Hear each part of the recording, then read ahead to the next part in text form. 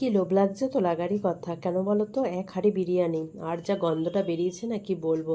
আমি যখন ভিডিওটা এডিট করছি তখন ভাবছি আমি বিরিয়ানিটা যেন এই হাঁড়ি থেকে তুলে একটু খাই। ডিম থাকবে না বিরিয়ানিতে, তা কী করে হয়? বড় বড় সাইজের আলু আর ডিম, তবেই না বিরিয়ানি জমে, তাই না? আর আজকে বাড়িতেই তৈরি করেছি তো। আর বাইরে তো বিরিয়ানি আমরা খাই, সেটা কোনো ব্যাপার নেই, কিন্তু বাড়ির তৈরি বিরিয়ানি গন্ধে ম করে বাড়িটা পুরো। আচ্ছা, চিকেনগুলো এখানে দেখো, দেখতেই পাচ্ছ, এখানে দুভাগ করে নিয়েছি, একটু লেগ পিসগুলো আর একটু হাড় দেখে সেগুলো আলাদা করেছি, আর এখানে আলাদা। এটা সবটাই কিন্তু এটা ম্যারিনেট করব। ম্যারিনেট করে আমি এখানে 1 ঘন্টার মতো রেখে দেবো। যতক্ষণ ম্যারিনেট করা থাকবে ততই ভালো। রসুন বাটা, আদা বাটা, আর তোমার হচ্ছে কাঁচা লঙ্কা বাটা অল্প দিয়েছি, তোমার আর হচ্ছে পেঁয়াজ বাটা আর টক দই, এটা দিয়ে খুব ভালো। আর একটু রিফাইন্ড অয়েল দেবো, দিয়ে লঙ্কা গুঁড়ো দেবো, লঙ্কার গুঁড়ো দেবো আর কালারের জন্য একটুখানি।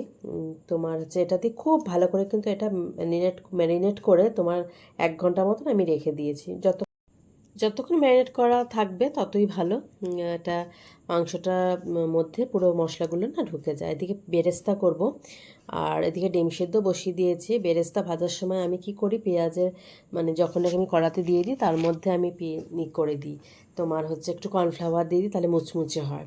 আর এদিকে মাংসটাও আমি ম্যারিনেট করা মাংসটা আমি বসিয়ে দিয়েছি, এটাতে অনেকটাই জল বেরিয়ে গেছে দেখতে পাচ্ছ। আচ্ছা, এই এখানে যে মশলাটা ব্যবহার করেছি এর মধ্যে জায়ফল, জয়িত্রী, ছোটো এলাচ, বড় এলাচ, সাজিরে, দারচিনি, লবঙ্গ, গোলমরিচও আছে, কাবাব চিনি আছে, সামরিচ আছে, আর ছোটো এলাচ তো বললাম, আর স্টার অ্যানিস থাকলে স্টার অ্যানিস দেবে, আর গোলাপ ফুলের পাপড়ি।